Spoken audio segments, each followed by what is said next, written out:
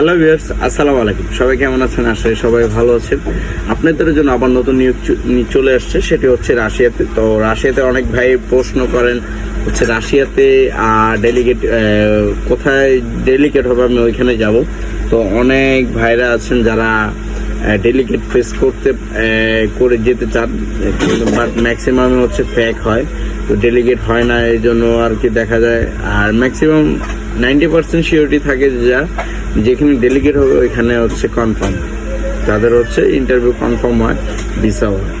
আর maximum যে বলে যে ডেলিগেট হবে, পরে যে বলে যে হবে না, ম্যাক্সিমাম হচ্ছে ড্রপ হয়ে যায়। তো সেই ক্ষেত্রে এটাতে 100% সিওরিটি আমি দিচ্ছি।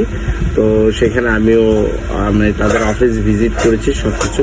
এটি হচ্ছে একটি ট্রেনিং